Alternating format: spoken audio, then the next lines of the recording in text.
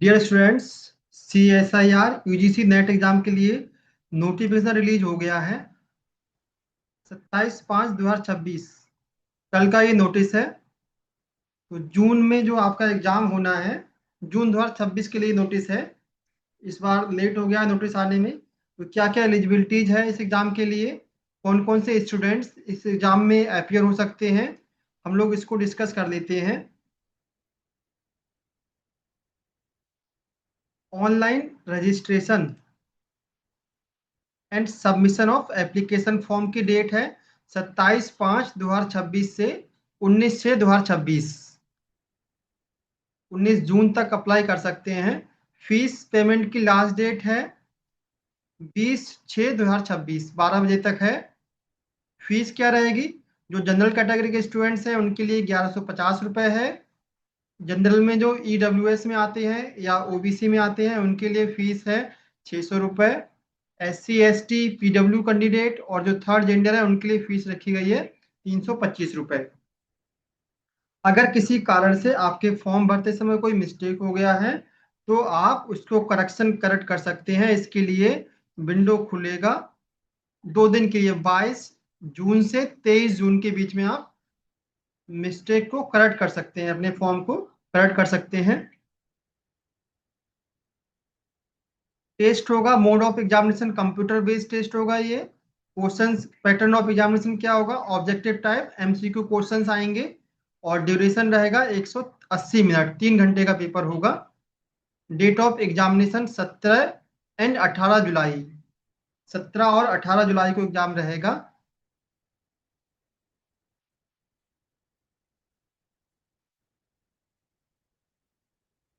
कहाँ पर आपका एग्जाम, किस शिफ्ट में एग्जाम रहेगा ये मेंशन रहेगा, एडमिट कार्ड के ऊपर आएगा मेंशन होके। नेक्स्ट, हम लोग जो इम्पोर्टेंट चीजें हैं उनको डिस्कस कर रहे हैं। जब आप इस एग्जाम को क्वालिफाई करेंगे तो 3 कैटेगरी में स्टूडेंट क्वालिफाई होंगे। एक होगी कैटेगरी फर्स्ट, दूसरी category second and category third.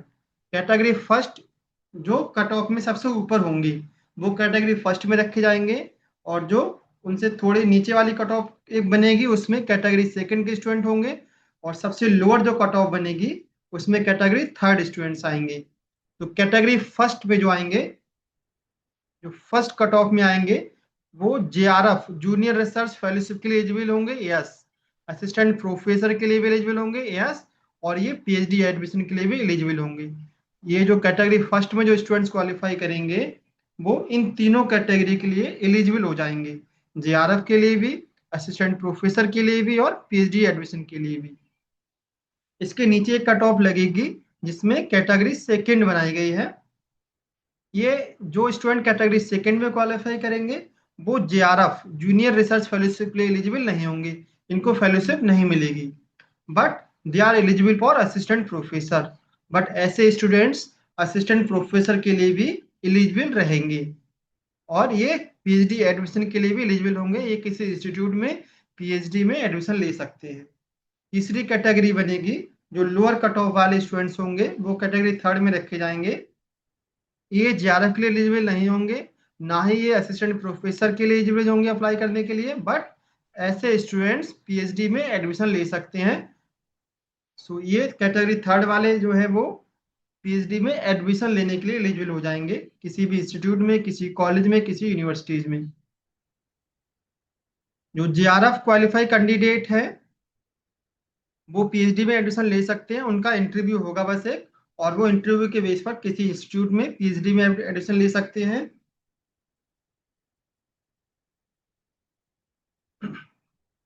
जो कैटेगरी सेकंड और थर्ड है, कैटेगरी थर्ड, सेकंड और फर्स्ट और सेकंड कैटेगरी जो है, इसमें जो सर्टिफिकेट मिलेगा वो लाइफ टाइम होगा। लेकिन जो कैटेगरी थर्ड जो है, इनका जो सर्टिफिकेट होगा वो विद इन 1 ईयर, PhD में एडमिशन लेने के लिए 1 साल के अंदर ये PhD में एडमिशन ले सकते हैं।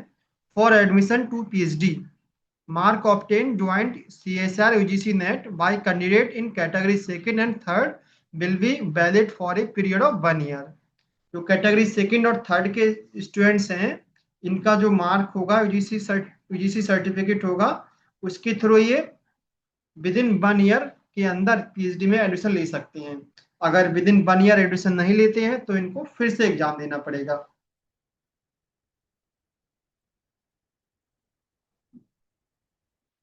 About junior research fellowship. Junior research fellowship क्या है? अगर आप कैटेगरी फर्स्ट में क्वालिफाई करते हैं तो आपको जेआरएफ का सर्टिफिकेट मिलेगा, और साथ में नेट का सर्टिफिकेट भी रहता है, national eligibility test.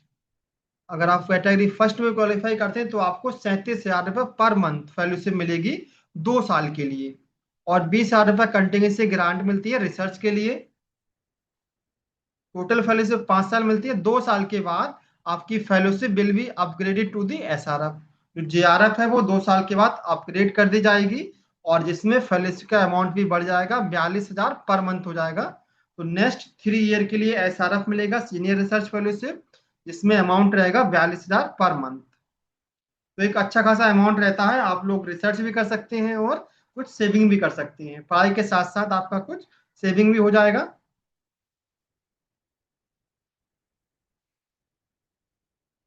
Next eligibility क्या रहेगी? इस एग्जाम में बैठने के लिए क्या क्या एलिजिबिलिटी है? जो जनरल, अनरिजर्व और ईडब्ल्यूएस कैंडिडेट हैं उनके लिए 55% मार्क होने चाहिए मास्टर डिग्री में।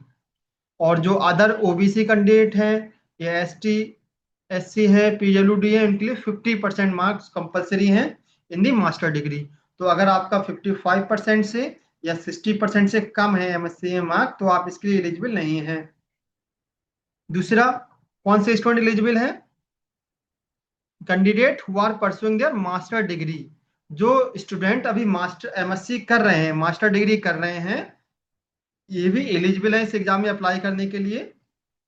लेकिन अगर एमएससी करते करते इनका नेट क्वालिफाई हो जाता है तो इनको विद इन एमएससी क्वालिफाई करने के बाद विद इन 1 ईयर में एमएससी क्वालिफाई करना होगा, तभी आपका जीआरएफ का सर्टिफिकेट मिलेगा।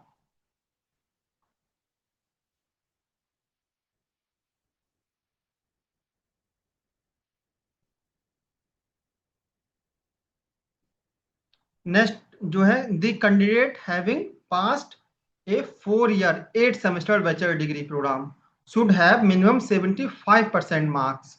जो स्टूडेंट अभी जो बीएससी है वो 4 ईयर का हो गया है, तो अगर आपने 4 ईयर बीएससी कंप्लीट कर लिया है और 75% मार्क्स हैं आपके बीएससी 4 ईयर डिग्री में, तो भी आप इस एग्जाम को अप्लाई कर सकते हैं। तो आपको एमएससी की डिग्री की जरूरत नहीं पड़ेगी, आप बीएससी के बेस पर ही इस एग्जाम में अप्लाई करने के लिए एलिजिबल होंगे। नेक्स्ट है the candidate qualify in joint CGR exam based on the 4 year degree. अगर आप 4 ईयर डिग्री, अपने बीएससी की 4 ईयर डिग्री की है और आप इस एग्जाम को क्वालिफाई कर लेते हैं, तो आप जूनियर रिसर्च फेलोशिप और पीएचडी एडमिशन के लिए एलिजिबल हो जाएंगे। नेक्स्ट है the candidate who are pursuing 4 year और 8 semester bachelor degree program and are in their last semester may also apply the test। जो स्टूडेंट्स बीएससी 4 ईयर में study कर रहे हैं और ये बीएससी के लास्ट ईयर में है, मतलब 4th ईयर में है, पहुंच गए हैं, वो स्टूडेंट्स भी इस फॉर्म को अप्लाई कर सकते हैं।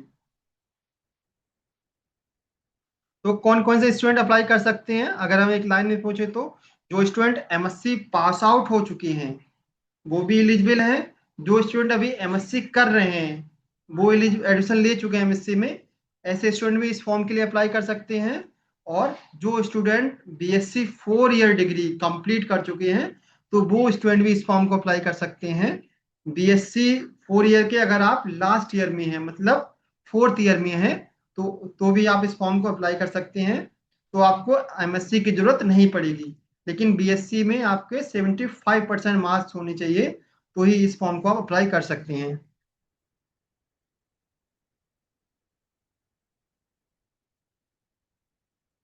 एज लिमिट है not more than 30 year.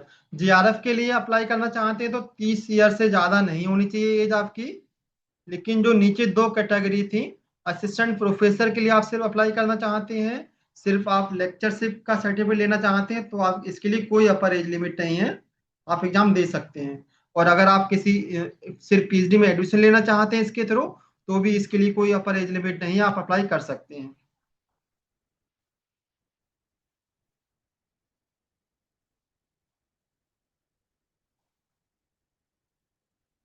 Next है पैटर्न ऑफ क्वेश्चन पेपर क्या रहेगा। क्वेश्चन पेपर पैटर्न लगभग सब में सेम ही है। केमिकल साइंस, अर्थ साइंस, हम लोग लाइफ साइंस का देखते हैं, सबका सेम है। इसमें 3 सेक्शन रहते हैं। पार्ट ए रहेगा, पार्ट बी रहेगा, पार्ट सी रहेगा। पार्ट ए में टोटल क्वेश्चंस रहेंगे 20 आते हैं, और आपको सिर्फ 15 क्वेश्चंस अटेम्प्ट करने रहते हैं। सिर्फ 15 क्वेश्चन अटेम्प्ट करने रहेंगे। एक क्वेश्चन 2 नंबर का होता है यहाँ पर। सिमिलरली पार्ट बी में 50 क्वेश्चंस आते हैं, और आपको सिर्फ 35 क्वेश्चन ही करने रहते हैं। 35 क्वेश्चन अटेम्प्ट करने रहते हैं। जो आप 35 पहले जो आप सोचे कि हम 35 से ज्यादा अटेम्प्ट कर लें, ऐसा तो क्या होगा, जो फर्स्ट 35 क्वेश्चन होंगे सिर्फ वो काउंट किए जाएंगे। ये भी एक क्वेश्चन 2 नंबर का रहता है। पार्ट सी में 75 क्वेश्चन आते हैं, 75 क्वेश्चन आते हैं।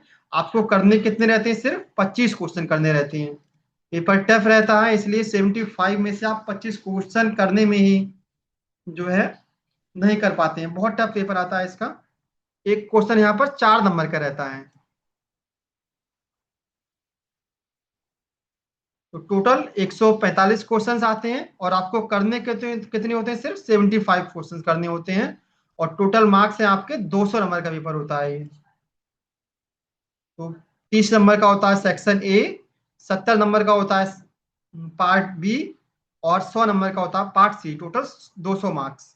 अगर आप इसमें नेगेटिव मार्किंग भी रहती है, 0.5 50% नेगेटिव मार्किंग है। 25% नेगेटिव मार्किंग आती है, 1/4 की नेगेटिव मार्किंग है। एक क्वेश्चन अगर गलत होगा, mark for each incorrect answer. एक क्वेश्चन अगर गलत होगा तो 0.5 नंबर कट जाएंगे यहाँ से, 0.5 इसमें भी। और ये 4 नंबर का है तो यहाँ पर 1 नंबर कट होगा। 1/4 नेगेटिव मार्किंग है। सेम पैटर्न जो है अदर सब्जेक्ट में भी है यहाँ पर, physical science, mathematical science.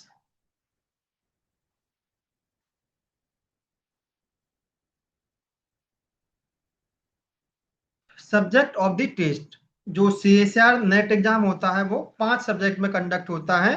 Chemical science में, अर्थ एटमॉस्फेयर साइंस में, लाइफ साइंस में, मैथमेटिकल साइंस में, एंड फिजिकल साइंस में।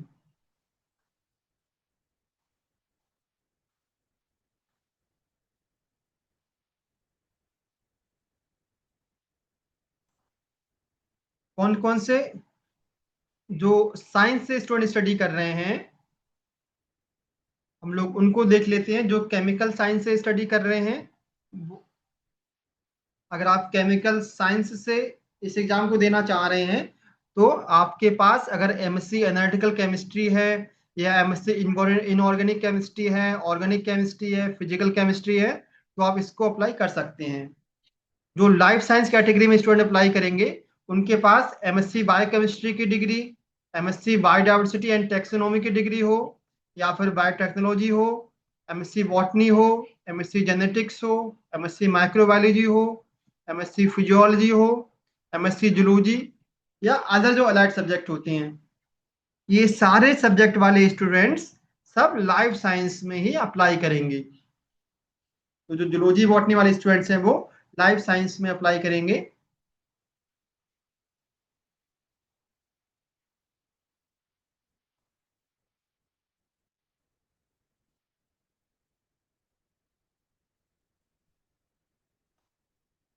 Next exam cities. इसके एग्जाम सिटीज पहले तो ऑफलाइन एग्जाम हुआ करता था तो बहुत कम थी।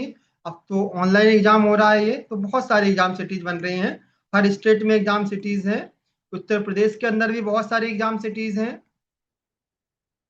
अगर आप गोरखपुर के रहने वाले हैं तो गोरखपुर में भी इसका सेंटर बनता है। इसके अलावा बरेली में, फैजाबाद में, गाजीपुर में, मेरठ में, लखनऊ, इलाहाबाद, कई सारी सिटीज में एग्जाम सेंटर रहता है। तो जो स्टूडेंट्स इस फॉर्म को अप्लाई करना चाहते हैं, वो इस वेबसाइट पर विजिट कर सकते हैं। csir.net.nta.nic.in, इस पर जब आप विजिट करेंगे तो ये वेबसाइट खुल के आएगी।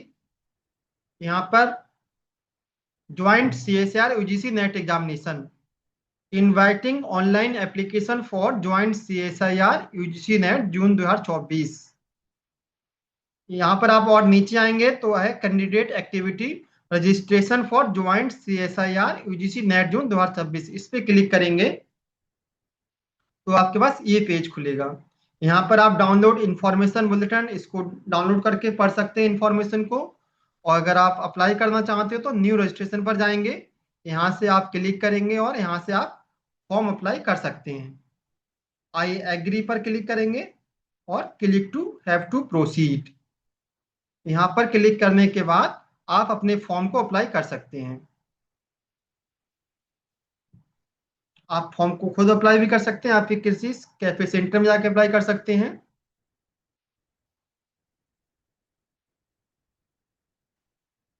तो जो भी एलिजिबल स्टूडेंट्स हैं, जो BSc 4 ईयर में हैं या MSc फाइनल ईयर में हैं या MSc पास आउट हो चुके हैं, ये सभी स्टूडेंट्स इस फॉर्म को अप्लाई जरूर करें। एक अच्छा एग्जाम है, नेशनल लेवल का एग्जाम है।